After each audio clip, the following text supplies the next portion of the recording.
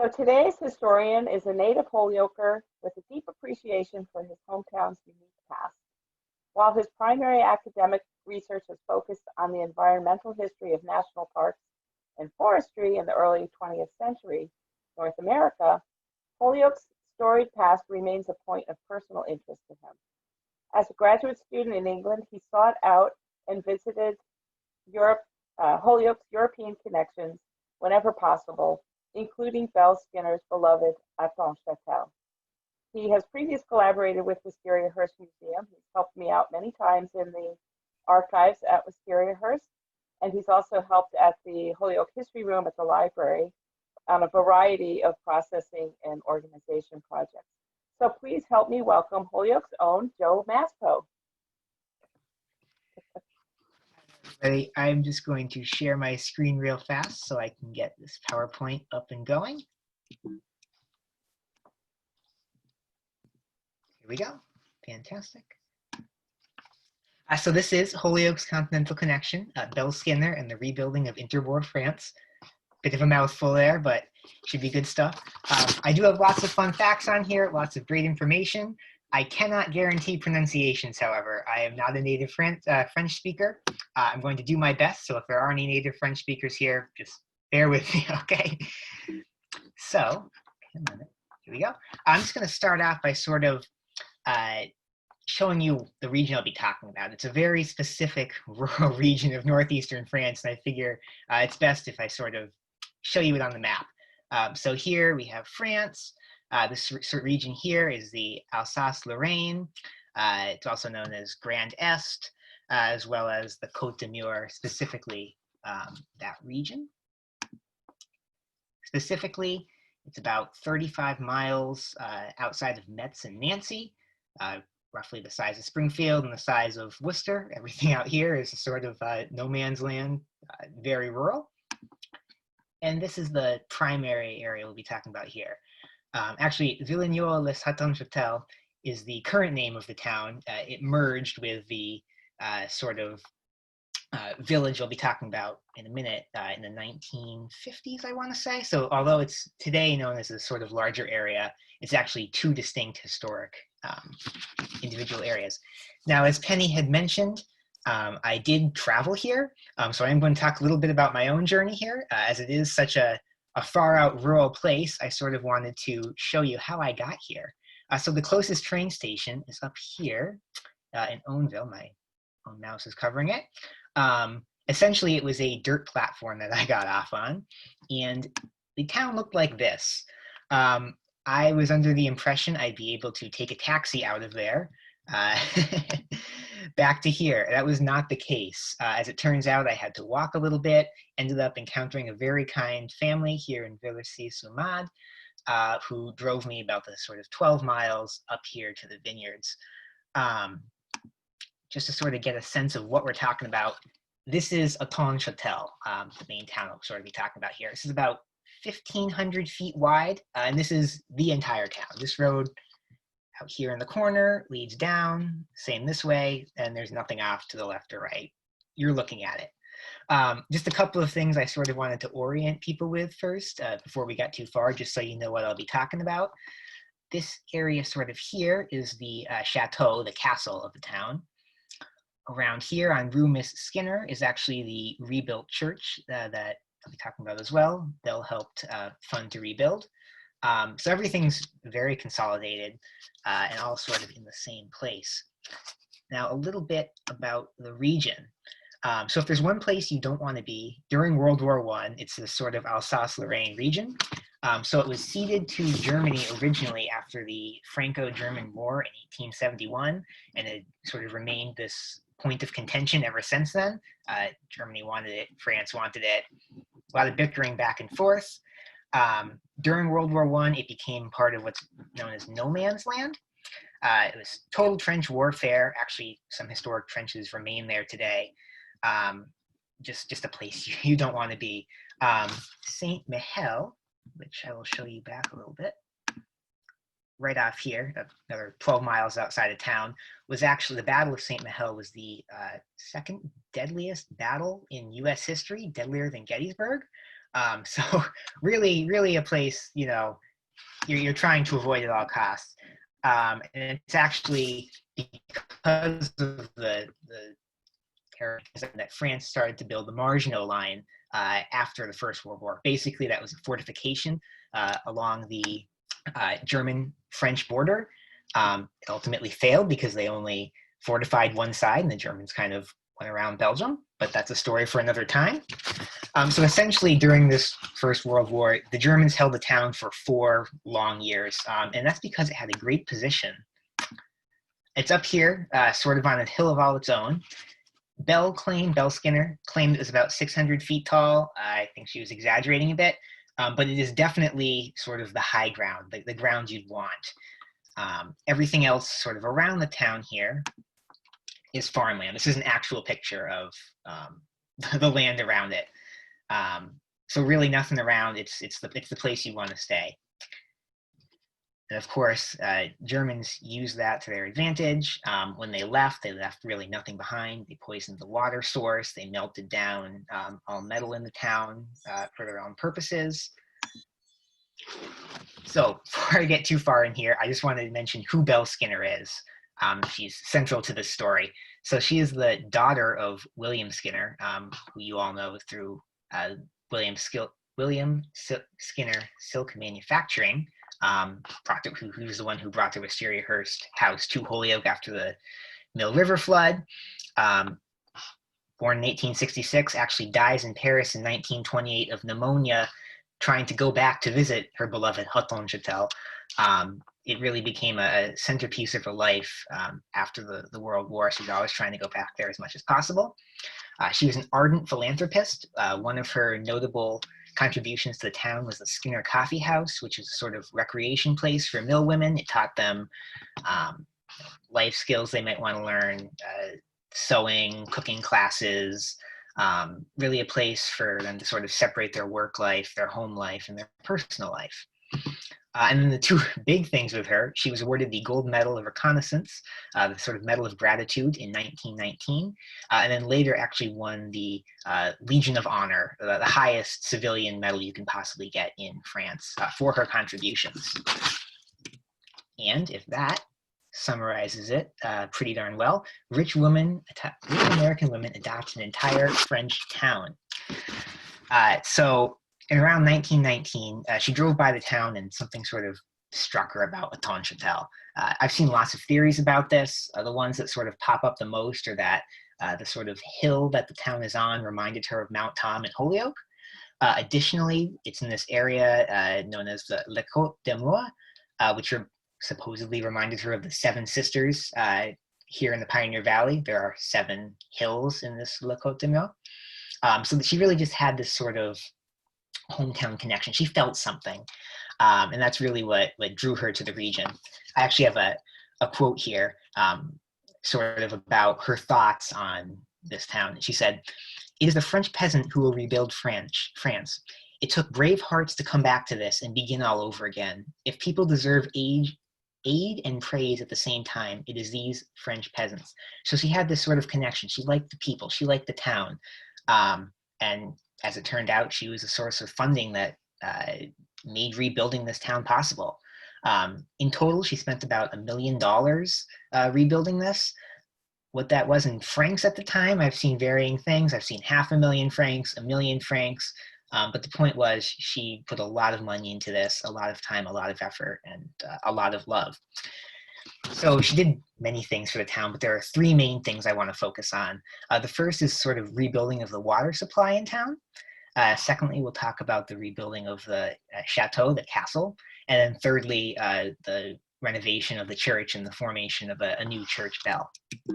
So I just want to show you this quick video.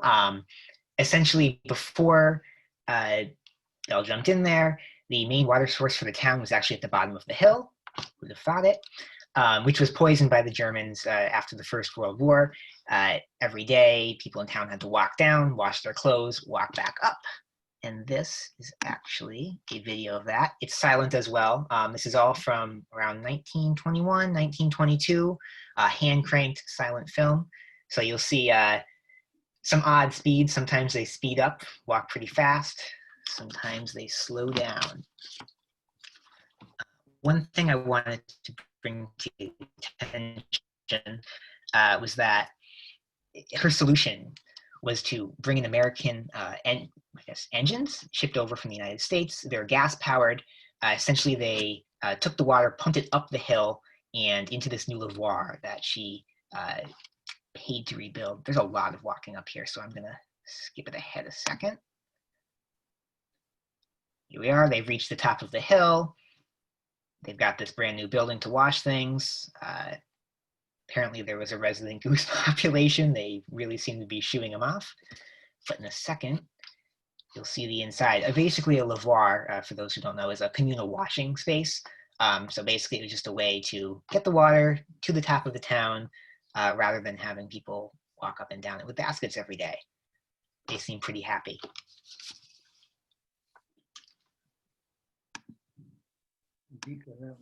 The second thing, and I think the thing that most people came here for, right, castles, everybody loves them, was the rebuilding of the château in Hattonchatel. So originally it was built in the 9th century, fortified in the years after that, and it sort of became a retreat for bishops in the area, especially from Metz and Nancy. One of the bishops that tended to frequent it was a man named Hatton. It became known as Hattonchatel because it was Hatton's castle. Châtel is just an old form of the word chateau. So the town is literally named after this rebuilt building here. It was originally destroyed in the 17th century. I've heard different reasons. I've heard the Swedes destroyed it. I heard Cardinal Richelieu destroyed it. The point is, it was sort of in ruins, and the Germans didn't really treat it much better. So by the time Belle came around, it was really in rough shape. So it was rebuilt in the 1920s by an architect. This is just another view, by the way, named Henry Jacquelin. So Henry lived contemporaneously with Belle, born around the same time, died around the same time. And his real claim to fame was his ability to build these sort of neo-Gothic fake castles for the French bourgeois. Basically, if you had some money and you wanted your home to look like you owned a castle from 500 years ago, he was the guy you wanted to talk to. So this is sort of his design, reimagining the castle. It's actually a hotel nowadays. This picture I took myself. When I went there, I was too afraid to sort of move things around. I didn't want to get yelled at. It's private land. So now we have this awkward chair thing. But moving on from that, yes, it is an active hotel today. These are actually the prices of rooms, in case you're interested. When I visited back in July 2019, it's funny. I'm guessing the current state of things sort of took its toll because, for example, the bridal suite, the most expensive thing on here, 300 euros. Today, I just checked yesterday, runs for $420 a night. So it's really it's a nice place to stay if you've got the money, but quite difficult to get in. And these are just sort of the view from the castle. This is the vineyards below the Villagnol, the Hattonchatel, and sort of you can see the view out there. It's all farmland. Now we have this video here of Mr. and Miss Skinner visiting the ruins. It's about 30 seconds long. I'll get to that and then I'll move on. Basically, nothing was really left. You can see for yourself, what's there today is radically different. I don't believe they actually reincorporated any of the original design. I really don't think there was much left to work off of. It's really a hull of its old self. But this is sort of the state of affairs that people were left with after the war. And that's just Belle walking up and viewing it.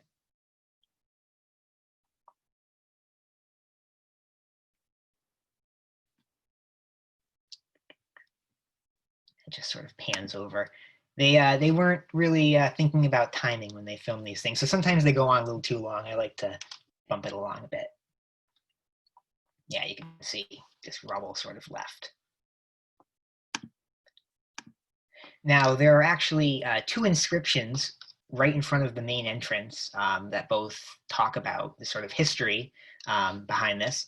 I have a friend who's from Bordeaux, so I had the authentic English to French translation here. So this first one up to the left says, "This castle was imagined in 1927 for Miss Belle Skinner of Holyoke, Mass, USA, great friend of France and benefactor of Hattonchatel village, by the architect Guy G. Jacquelin of Evreux, and realized by the engineer Magin, built on the location of an old citadel built in 1859 by Hatton, the 29th Bishop of Verdun, and destroyed by Richelieu in the 17th century." So this is more of a historical marker, whereas the one on the right commemorates Belle's specific contributions. So in memory of Miss Belle Skinner of Holyoke, Massachusetts, United States of America, passed away in Paris, April 8th, 1928. This remarkable and deeply missed benefactress rebuilt this castle, built in the 9th century by the Bishop of Verdun, Hatton, and occupied throughout the Middle Ages by his successors. Her brother, Mr. William Skinner, willing to respond to her wishes and to perpetuate her memory, yielded the castle to the Ecclesiastical Union of Verdun, chaired by the bishop, His Excellency Monsignor Ginesty, officer of the Legion of Honor, September 7th, 1933. So you really can't separate Belle Skinner's contribution to what remains there today. She's very clearly signposted. One thing I'd like to point out, funny enough, despite all this sort of remembrance for Belle's contributions, the hotel today advertises itself as an authentic French castle. So if you're looking at your website, you think you're really signing up for something built several hundred years ago. But as soon as you get there, Belle's sort of connection is incredibly evident. And this is just a quick video of the cura, which is a priest of Hattonchatel and Miss Skinner. So during this time, she really developed this close relationship with the priest in Hattonchatel, Abbé Theory, who had mentioned sort of offhand that German forces had melted down the town's historic bell during the war. If you remember from that very first slide, I'll show it again in a second. This is the sort of church up here, rebuilt today, not really in a great state back then. There is Belle and Abbé Theory sort of talking things out, pointing out ways in which the town could be improved.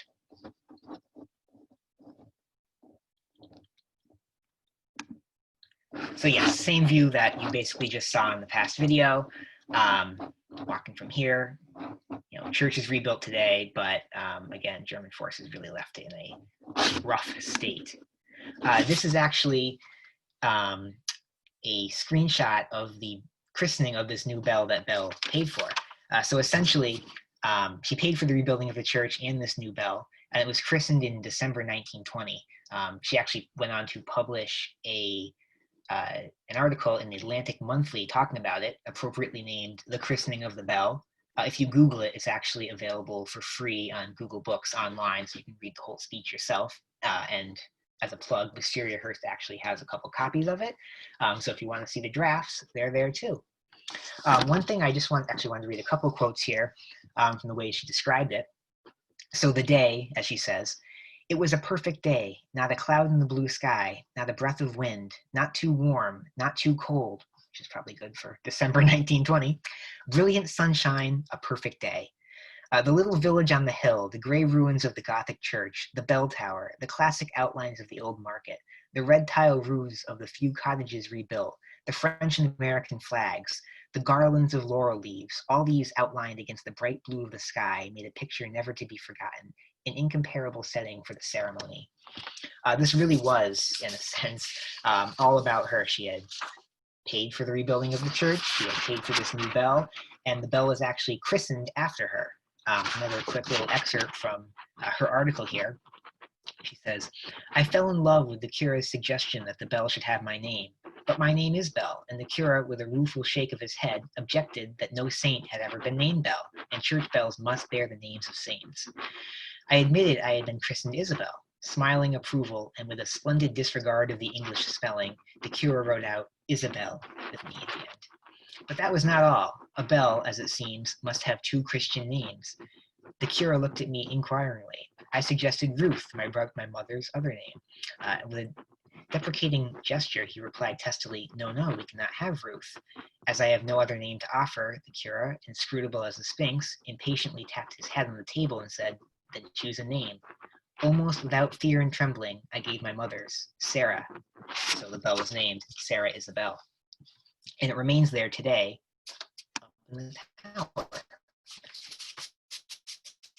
Meanwhile, Belle really wasn't quite satisfied with just helping one French town. So she also founded this organization, the Villages Libres, around 1919, 1920, which is basically, translates roughly to free towns. It was a movement intended to get American cities to adopt French towns and sort of recreate what she had done. She was very well connected in French social circles, as well as France.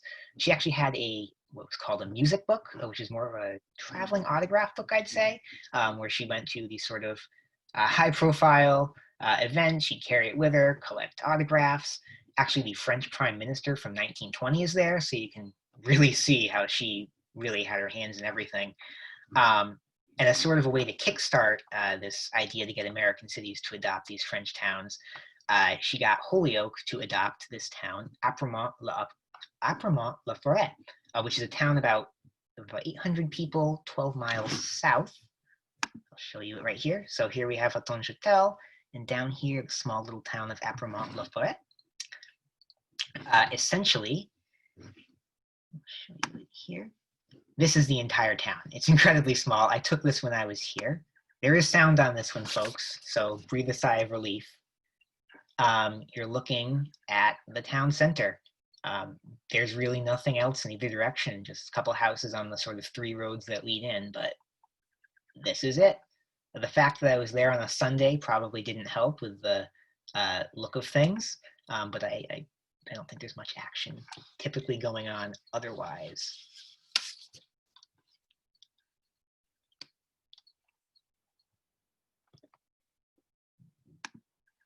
Now, so Holyoke's main contribution was the rebuilding of this water pumping station, which you see here at the beginning of the video. And there's just a quick little inscription on here that sort of summarizes it. So, in memory of the American soldiers who died in Apremont-la-Forêt during the Great War, this water supply was donated to the town by the city of Holyoke, Massachusetts, United States. It was inaugurated on September 4th, 1922 by Touka Mission, Sub-Prefect of Commercy, in the presence of Major Carlisle H. Wash, representing the Ambassador of the Republic of the United States of America, Mr. Chavois being mayor. So Holyoke's real connection to this town in particular really stemmed from the 26th Apremont Unit. There were a lot of Massachusetts natives in general fighting in this sort of region of France, and this specific unit battalion, the 26th Apremont, had a lot of very local people in it. So when it came time to sort of pick a town, it seemed sort of natural to go where there was already a tragic sort of local connection. So it's a lot harder to come by documentation with this thing. It seems like they really focused on rebuilding this water pumping station, but they also supposedly rebuilt the town hall and a small hospital. As you saw from that video, there's not really a town hall or a hospital, so I'm not really sure where the newspaper record went wrong with that.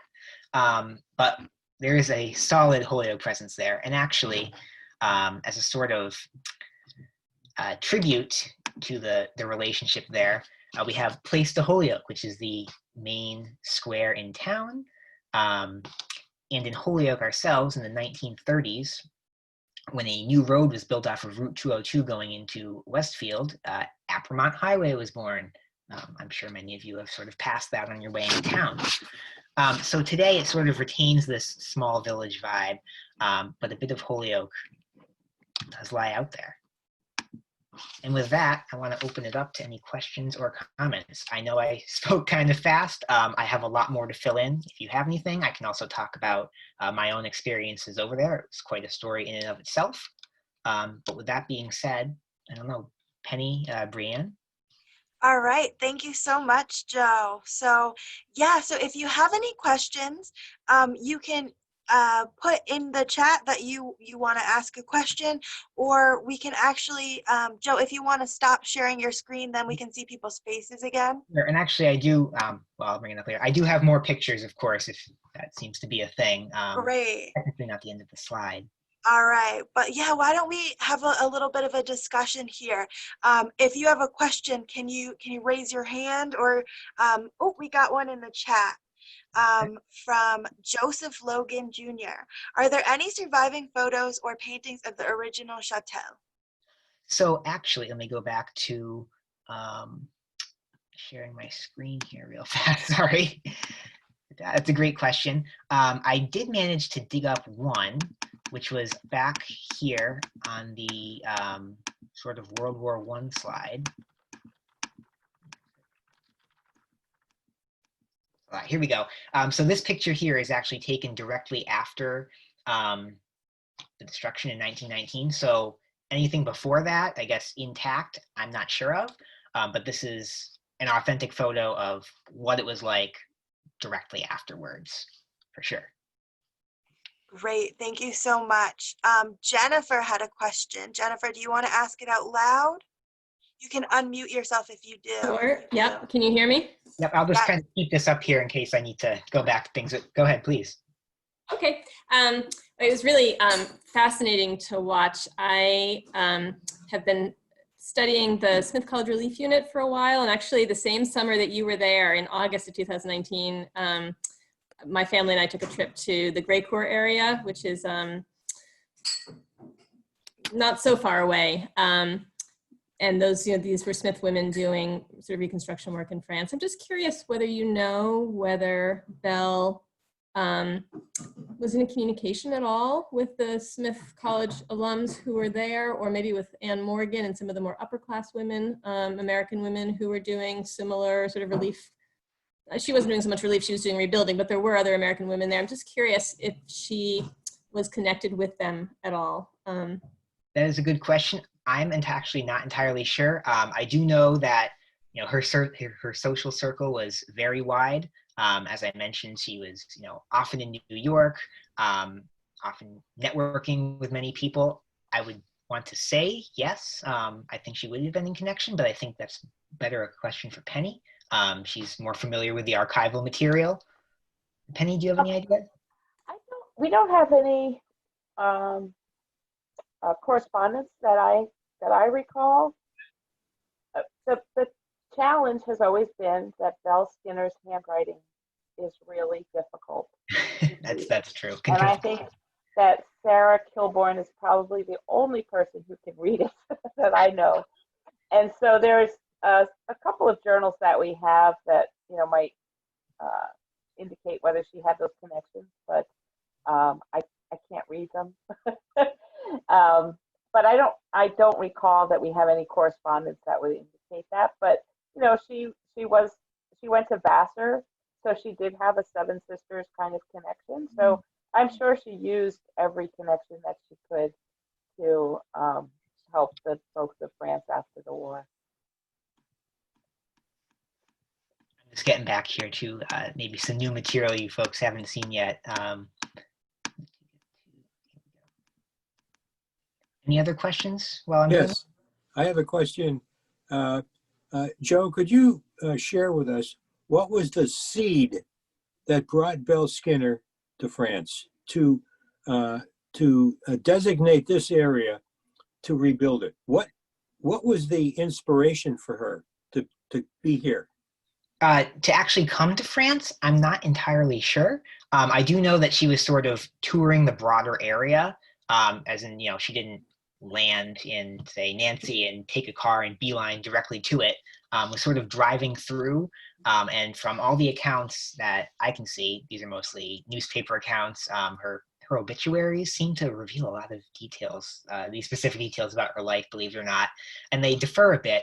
But from what I can gather, something geographical reminded her of home, and she sort of had that sort of, I want to say homesickness, but longing for Holyoke, saw similarities, and sort of felt she needed to help out that way. As to what exactly brought her to the country in the first place, I am not entirely sure. The story that I have heard years ago, Joe, was that in one of her visits to this area, she met a couple of soldiers, French soldiers, and they spoke to her about the town that they were living in, born in, that was so devastated by the war. And Belle got extremely interested. That is one of the many stories that I've heard over the years. Yeah, I mean, I would believe it. As I said, there is a very strong Massachusetts Sure. sort of connection there. A lot of Massachusetts soldiers fought there. Um, I do think that there's probably a plurality of reasons. I highly doubt she just saw a hill, said, "This looks like Mount Tom. I'm going to spend $1 million here." I didn't doubt that for a second. Good. Thank you. I would also say that she studied French in college and did go to France in one of the years that she was in school, and then returned to Europe several times. So she kind of developed a liking to the lifestyle and the aesthetic of Paris and European influence and French influence. So that probably also contributed to her interest there. Awesome. Anybody else? Yeah, we have a question in the chat from Patricia. She said, "Hi, Joe, this is amazing info. What do you wish people knew about Belle that perhaps they don't?" So actually, one thing as I was talking, realized I forgot to mention actually in the presentation. She has a nickname which is still used by town people today, Le Marraine, Marraine, which literally translates to godmother. So when I actually came into this town, I, by luck, happened to pair up with a woman who teaches English to immigrants, so she could translate between French and English for me. And when I was talking about, Belle Skinner, Holyoke, the Wistariahurst, she really wasn't familiar with Belle Skinner as a name. But then when I, obviously pointed out that the streets are named after her and things, she's like, "Oh, La Marraine, the godmother." So 100 years later, they're still sort of using this name to as a basically designate and cement Belle's contributions to the town. It's something that remains to this day. It's been now 100 years now. And I think that's something that can kind of go overlooked if you're not in a small French village. Like you and I wouldn't ever think of her as that. But the gratitude remains deep in this area. Great. Thank you so much. So Michelle wanted to comment. Michelle, if you are here, you can feel free to unmute yourself. I'm just showing sort of other outside the town pictures while I'm at it. I realized I had a couple of these on here. Figure it's worth sharing. Yeah, so there I see Michelle. Michelle? Yeah. I grew up at 226 Beach Street, and I used to trick or treat at Wistariahurst. My father was a great admirer of Belle and actually named his kitty cat Belle. At the corner lived Mrs. Hammond, who was a good friend of Belle's. Her husband was the organist at Mount Holyoke College. And when Belle's musical instruments were about to be sent to Yale as a donation, Mrs. Hammond called my dad, said, "Bring over Michelle and her sister Janine." And I got a tour of all of these wonderful musical instruments. So we, 12 years ago, visited Hattonchatel. And a bride and groom stayed at the hotel that night. And the next day we were rocking around, went into the church. There was a red carpet that was being rolled up. I speak French, so I ended up talking to the custodian. He invited us to his home. We met the bride and groom because that was his son and new daughter-in-law. Oh, wow. So it really has become a highlight in a way of our travels because it went beyond just being the visitor walking around the streets. And Belle Skinner is held in the highest regard. And they had said they had never met anyone from Holyoke, and we're very glad we visited. Were they aware of visitors from Holyoke, Joe, that when you mentioned where you were from, did you get kind of a, "Oh yeah," or? So actually, it's funny you mention that because they told me, the people I talked to told me that I was the only person from Well, we Holyoke. both. Um, so there is like some knowledge of Belle, but I don't think Holyoke in general. Like I obviously I whipped out my phone and showed them where Wistariahurst was on the map, and it seemed sort of like new information, as if I was just showing you where this village is on the map. So I think that uh, in terms of specific Holyokers, we remain few and far between. I don't think everybody's met us yet. Right. So I do want to, sorry, just throw in there real fast because you mentioned this sort of small town vibe. Something that Belle had written that I thought kind of remained true today. Just a quick quote here. The village itself remains the France of 200 years ago, unchanged. Generation after generation of French peasants, she just seemed to love the phrase French peasants, have lived as their fathers lived and died as their fathers died, within the village walls, knowing nothing and desiring nothing but Hattonchatel. So it definitely does have that sort of welcoming, small town, quaint village vibe that I think you're pointing out with the wedding there. Absolutely. I mean, this is it. I'm still friends with the gentleman on Facebook. That's awesome. I sent a Christmas letter to the folks who helped me out. So Neat. yeah. Mhm. Joe, that's wonderful. I actually was hoping that I could ask you a question if that's okay with you. I know I'm facilitating the meeting. I was wondering if you had any suggestions or any ideas for how you think that we could better maintain the relationship with this town in France, in Holyoke, or vice versa. If you feel like there's any way that we can better inform people in Holyoke about this relationship and encourage a continuing relationship. Honestly, I think it's just more of a factor of getting the story out there. As I think many people in Holyoke don't really know about Hattonchatel, and many people in Hattonchatel don't really know much about Holyoke. It's sort of knowledge is sort of limited to this contribution by Belle Skinner. So I think more broadly talking about the towns, kind of in the sense that like sister cities exist today, really trying to build like camaraderie between the two could really help. I think that once people find out, that there is actually this really cool, interesting, deep connection between the two, there will be more of a desire to sort of, visit there and vice versa. Great, thank you so much. Does anybody else have a couple more questions? If you don't want to be on camera, you don't want to ask it out loud, you can always throw your question in the chat. But I can see a couple of you. So if you have anything else you want to talk about.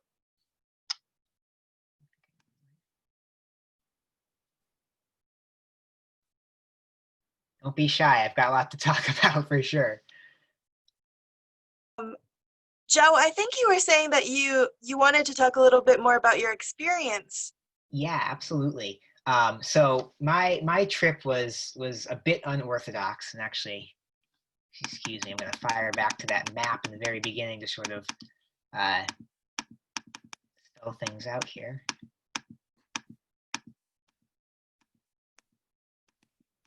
There we go. So I'm a meticulous planner, and this was the one trip I didn't quite meticulously plan. I had, a list of times that the trains ran, the one I absolutely had to make, and the earliest one possible, and I just kind of ran with it. So as I said, I sort of arrived up here in the corner to Ownville. Thought I'd be able to get a ride somehow. Was not quite the case. So I ended up walking a bit, as I said, to this town here, Villers-sur-Marne. Found the one sort of family that was out of their house. I hit them up with my best, parlez-vous anglais. They spoke a little, kind of, spiraled from there. Essentially, they thought it was quite novel that, American is now 6,000 kilometers from home trying to visit this small town down the road. They ended up giving me a ride, and at first they were kind of talking about having some of their family over there help me continue on, because basically I started here, but I had to take the train 12 hours later it's right off screen, but right around here, down here. So I had to get there somehow. I didn't think once I sort of got to Hattonchatel that I'd have a way out there. So I was kind of planning on walking 12 miles, which sounds kind of ridiculous, but it was kind of my option. So as I was exploring the village itself, suddenly a guy pulls up, kind of dressed like a blues brother, smoking a cigarette, very, very French man. And he's like, "Oh, Joe, get in." So I'm like, "Okay, might as well. The guy knows my name. I'm gonna assume this is, related to the family." And he brings me down the hill here to the village itself. Show it here, right down this sort of road here, to sort of the village below, and I meet the rest of his family, his sister, his mother, his father, and his mother is actually the one who speaks a little English. So she said, "Oh, absolutely, we'll drive you to Apremont and then Commercy, which is the town I had to go to catch the train out of here. No problem, take as much time as you need." So I said, "Oh, cool, I'll be back in an hour." So I walked around the village for an hour, came back, and they actually gave me a ride down to Apremont. Basically served as my Instagram photographers as I posed a million times in front of the Place de Holyoke sign. Really was able to sort of share my story with them along the way. This is actually the person who, as I said, only knew Belle as La Marraine and not Belle Skinner. And I managed to make it just in the nick of time at the train station in Commercy with about 20 minutes to spare. So it was a fantastic day. It was one of those things that probably won't happen again. And I think that the fact that it happened in such an unorthodox way, and the fact that I've wanted to go to this village for as long as I've known about it, so I don't know, maybe 10 years now, it was just a truly unforgettable once-in-a-lifetime experience. And it's definitely a great story. Thank you so much for sharing that. I love a good travel adventure, and I'm sure a lot of folks here are eager to get back to their traveling, so are living vicariously through this sentiment of getting in a car with someone you just met. Really exciting. We have a question in the chat. Did you sample the food? Oh, so I actually got an earful for this one. So as I said, I have a friend from Bordeaux who told me this. As soon as I told him I was going here, he's like, "You need to eat the bread. Do not leave the country without eating the bread." And I actually got so caught up in doing everything, I didn't eat a single thing all day. I got back. I had trekked out from the day from Luxembourg City, which is about an hour by car away, maybe an hour and a half by train, at maybe 8 a.m. and got back at around 10 p.m. Got back to my Airbnb and was kicking myself. I'm like, I cannot believe I didn't try the bread.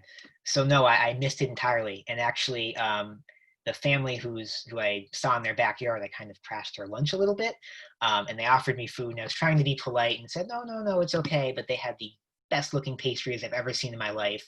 I don't know where there's a pastry shop around there because it's truly in the middle of nowhere. These towns have a collective population of I don't know, 2,500 people. Yeah, I know, definitely a regret, I'd say. I wasn't able to do that. I'm personally not a drinker, so I've kept this, but the family I met actually gave me this plum gin that was produced locally in the area. So I kind of keep that as keepsake. But no, I was not able to try anything. I love your keepsake, and the follow-up to that was that's your excuse to return. Oh, so the one thing I wasn't able to really see was the lavoir, because I'm trying to show you here. Basically, my entire experience was sort of centered around this little block here. As I was starting to kind of trek out and see what was kind of in this area, Blues Brothers showed up. So I wasn't really able to see much more because I obviously wanted to seize on that opportunity. Yes, absolutely. So I technically have only seen half of the town, and I definitely want to see the other half as soon as I can. Joe, may I make a comment? No, please. Joe, can you hear me? Yep. Yeah. When I was at Hattonchatel, I remember the warmth of the people, and that is exactly what you have spoken of, the welcoming way to strangers, to foreigners. And I ended up keeping in touch with a family there for a certain period of time afterwards. So the warmth of the French people. Absolutely. As I said, I was literally just, an American in a Holyoke t-shirt and some Carzo shorts who showed up at the door and said, "Hey, do you speak English? Can you call me a taxi?" And they called out their entire extended family to sort of get me where I needed to be, which was just mind-blowing, phenomenal. I couldn't believe it. Of course, my friend from France was like, "Of course, what do you think we are?" But I for one was blown away. I had a question for Joe. This is Wayne Gass speaking. I wondered if the silent films that you showed, are those in the Wistariahurst collection?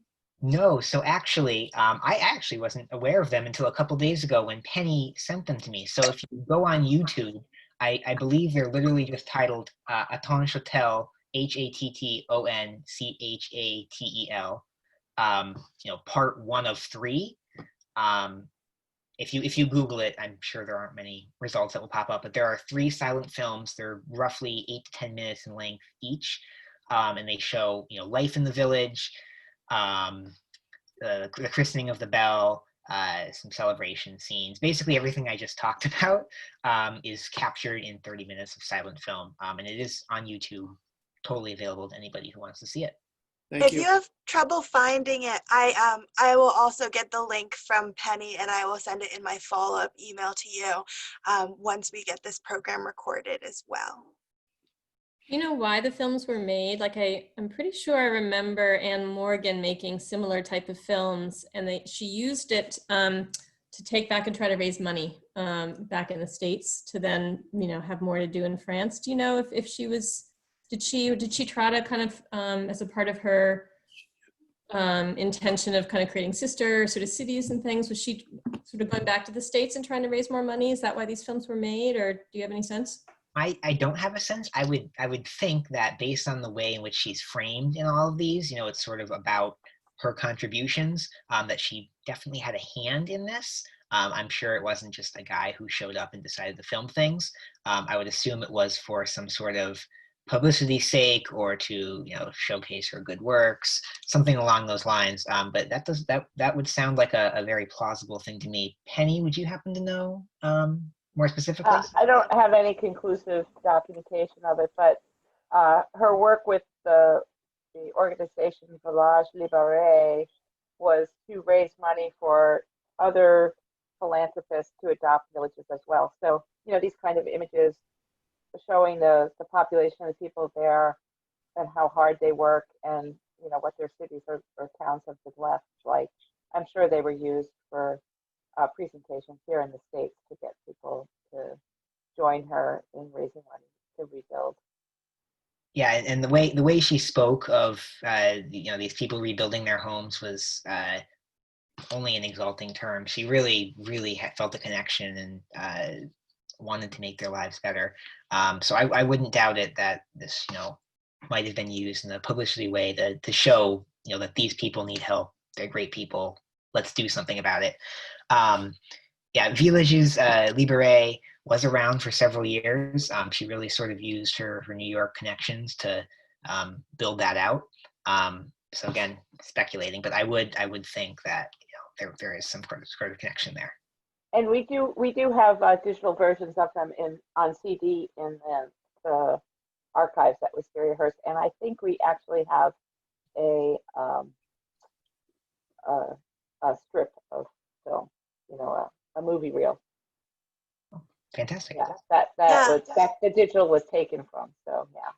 And we have a comment from Michelle in the chat that she was given a CD of the christening of the Belle, which she had copied and brought to Wistariahurst. So there is a copy of that in the archives as well.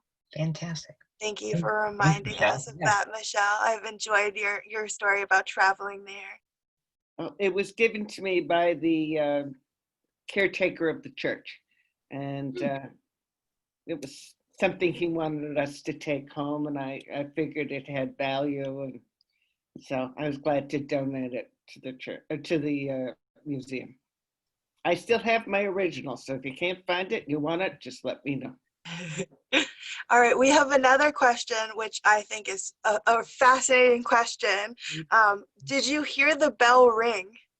I did not hear the bell ring. Actually, I feel like a fool. I thought that the bell in question was actually, to it, down in town here, the sort of newer part of Hattonchatel, if you want to say, has another equally old-looking church.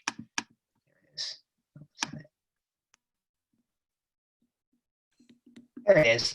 So I thought this was the bell tower, actually, that the bell was in the entire time. And it was only when I came home and I actually reread that article, Rich American Woman Adopts Entire French Village, that I realized I walked right past it. So I spent a lot of time outside that church and sort of in the yard around it, but was convinced that this was actually where the bell was the entire time until I left. So if I do go back, well, nay, when I do go back, I will make sure I hear that thing toll. Joe, I have a thought about the bell, and that is that she chose her nephews and nieces' names to be put on the bell because, as you know, she was a single lady, but she was very, very devoted to these 3 children. Yeah. Right. So no, actually, it was her her name, her christened name, Isabel, and her mother's name. So it was all within her, I guess, that immediate lineage. It wasn't anybody related to her, actually. It wasn't niece or nephew, rather. I had one more question for Joe, and see, it just popped out of my. Oh, did Belle Skinner do all of this charitable work in this village on her own, or did she enlist the help of others, either from Holyoke or outside in her wider circle? Her brother. Yeah, so I'm not definitely William Skinner, her brother. I'm not so sure about Hattonchatel, but in Apremont, there were actual Holyokers who went there. So I've seen records of at least 2 American women going over there with sewing machines, trying to sort of get clothing needs met.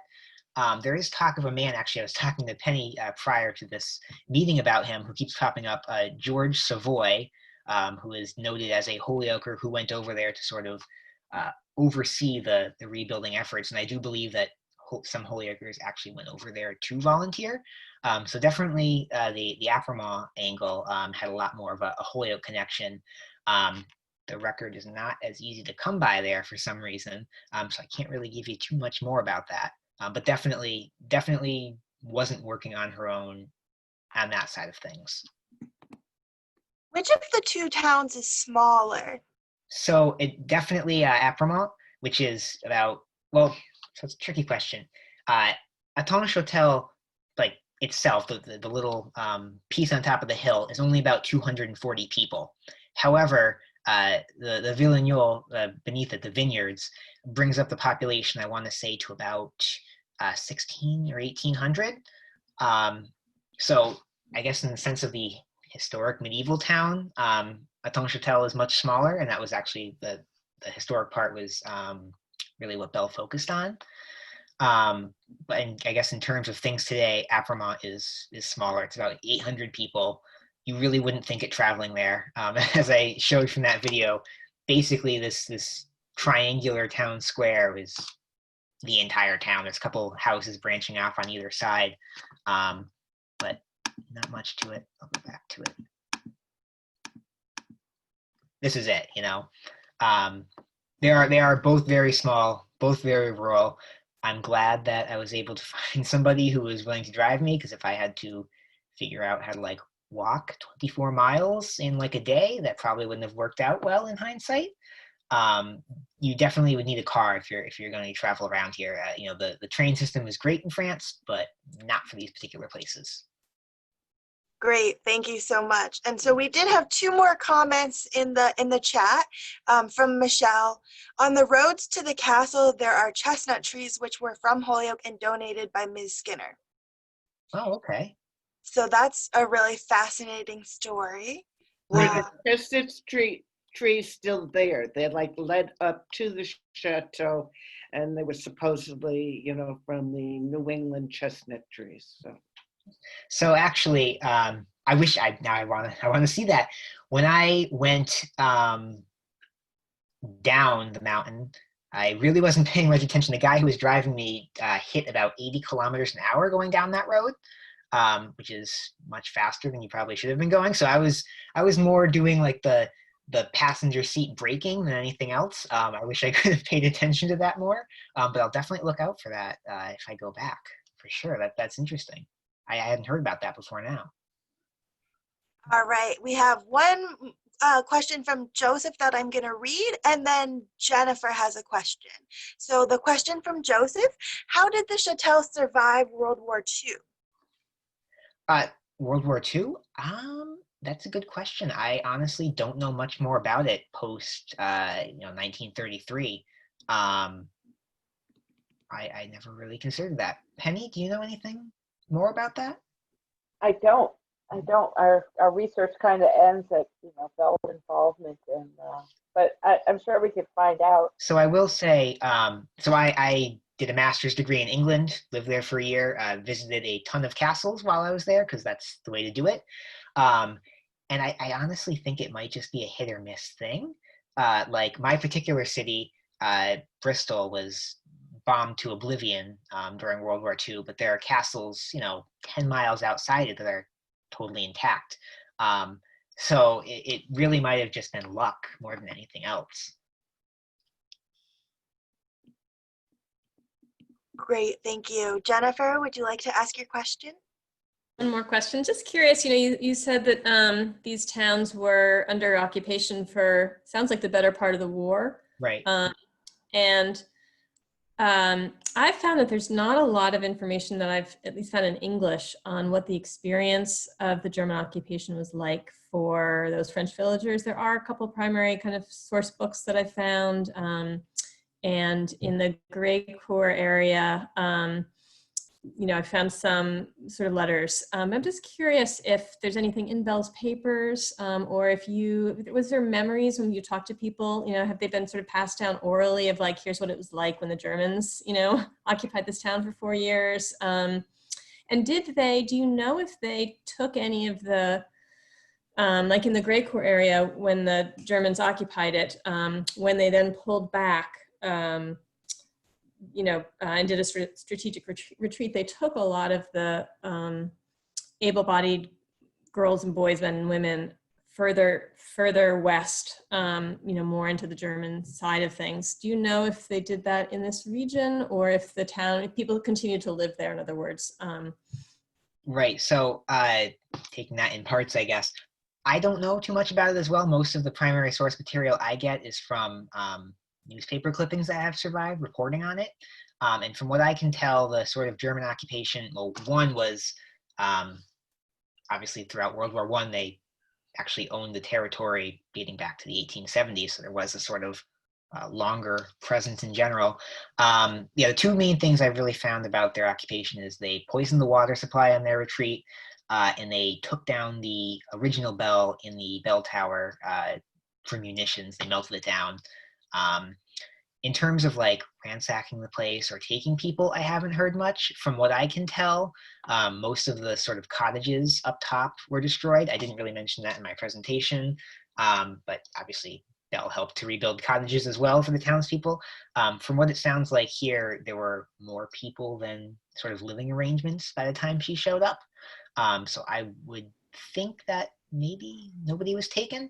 It seemed like there was sort of a need for housing rather than sort of, it kind of sounds bad, but taking able-bodied people away and sort of having that balance out in the long run for what was sort of left behind. But that's a good question. Not entirely sure. I think I recall, again, most of our resources are newspaper clippings about the area and Belle's work. But I think I recall that a lot of them evacuated before the Germans arrived, so they had left the area. But that's, again, it's from newspaper clippings that kind of tell the story of the area. And I do want to throw in there, one of the things I've consistently encountered with these particular newspaper clippings is that the story changes quite a bit. Sometimes you'll find facts in one that well, quotation marks, facts in one that you won't see in another, and it's kind of hard to pinpoint the entire story. So if there's something out there that sort of might answer that question, it's kind of hard to determine whether or not it's true. There was a lot of variance in the reporting on this particular situation, which I found quite odd. Great, thank you. So I saw another comment from Joseph in the chat about the trees. If anyone is interested, Joseph let us know that there is a Google Maps Street View available for the town. And he said that on the driveway leading to the Chatel entrance, it looks like a few old trees have survived and some younger trees have replaced the original tree. Awesome. So that's great to know. If anybody has a final question, I think we can take maybe one or two more questions. This has been a really great chat. I am going to just remind everyone, if you would be kind to do so, I'm going to throw the form in the chat if you'd like to fill out the demographic survey for us that we send to our grant funders. Again, you can do that at any time in the next day or so, and I'll send it out via email as well. We have one more question in the chat. We have a thank you from Beverly, and then we have a question from Karen. Anybody know what the red house is next to the church picture? Let me go back to that. In Hattonchatel, that is?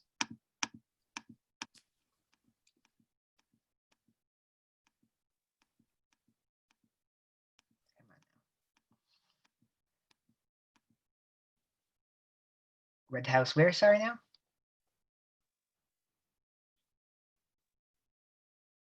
I think she meant the picture with the church that you were talking about. Oh, that mistaken bell? Okay, yeah. Sure. Yeah. Going the other way. This here? No, I think it was just its own detached house. Basically, it's a small town. It kind of differs from what I've seen in other sort of European settlements in that everybody sort of had their own detached house. So I really just truly think it's just an old farmhouse that was sort of left behind. It was pretty. Took a picture of it for that reason, honestly. Great. So we have a thank you from Carly. Very awesome presentation, Joe. And then a comment from Sarah. Thank you, Joe. Especially love your pictures. They're great. Really brings it all alive. My pleasure. All right. So thank you everyone for joining with us, and thank you, Joe. We really appreciate this. You did a great job, and I want to go visit now. Yeah, me too. I've never been to France. I would really enjoy the trip. If you're interested in taking some more virtual trips with us, we do have some more upcoming presentations. You can check all of those out on our website at Wistariahurst.org. We have a virtual tour next week of the American Mural Project, which is a fantastic art installation in Winstead, Connecticut. And you're going to take a little tour of the museum in progress. And you'll hear a little bit about that, so you can definitely still register for that. But I do want to thank Joe again. Thank you so much for joining us. I had a great time. Thanks for having me.